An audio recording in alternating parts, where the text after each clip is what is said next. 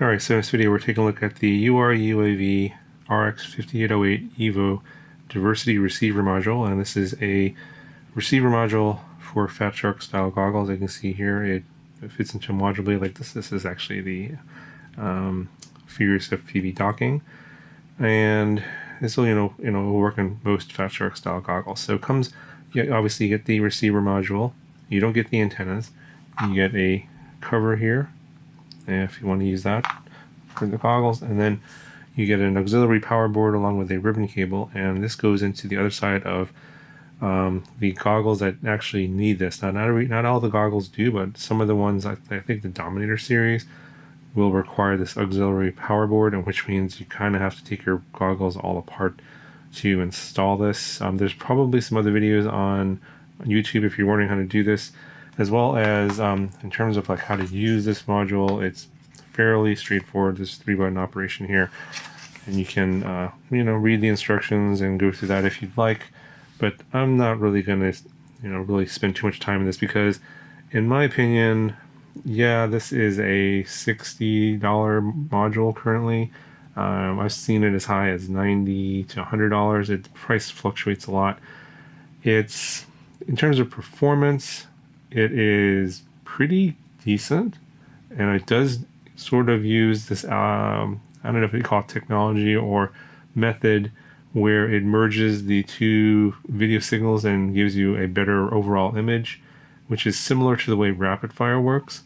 But in my opinion, just looking at the performance of this compared to Rapidfire, Rapidfire is still better, and that costs about $150, and this one costs currently about $60.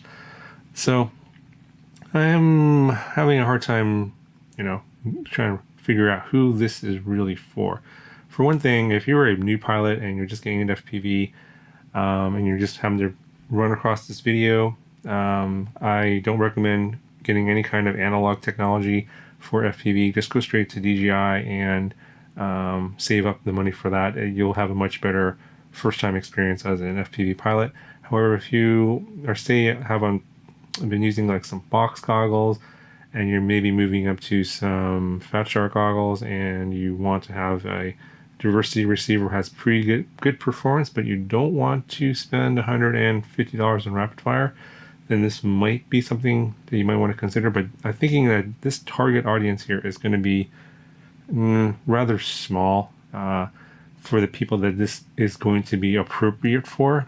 And so that's why I'm not really going to spend a whole lot of time in this video sort of going through every little feature here, because I don't think the whole point of this video is to really sell this to people that may be interested in analog technology and want to buy this for their Fat Shark style goggles. Now, if you're really serious about analog, you're going to go ahead and spend the money and get Rapidfire. That's what I would recommend.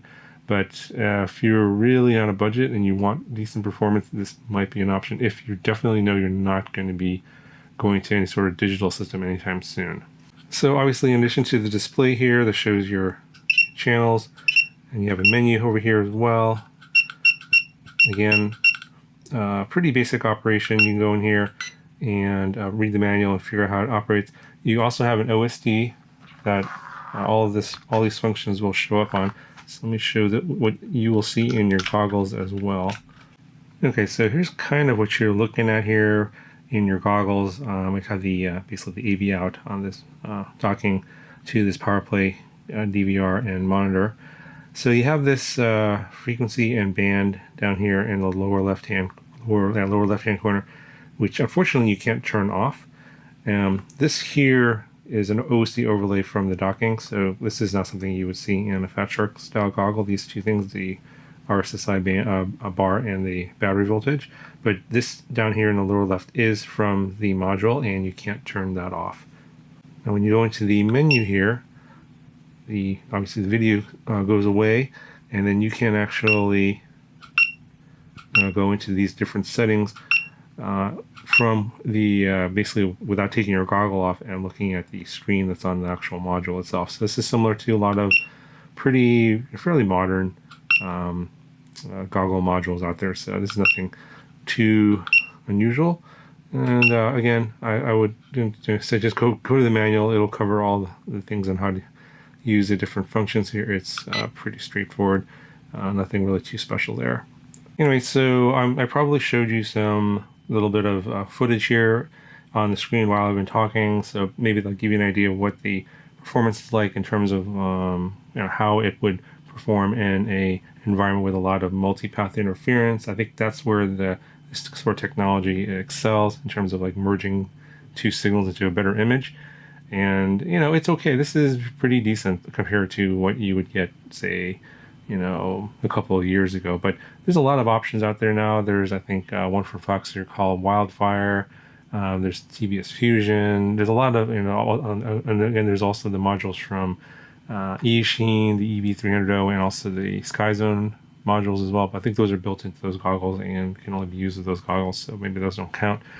So there's definitely a lot of other options out there besides this one. So, given that and comparing, you can't even really compare the performance of every single one against the other. And if you look at them and comparing the different situations, different antennas they're being used for receiving and transmitting, there's no like super clear-cut winner other than Rapidfire being, pretty much just a little bit better than everything else out there right now.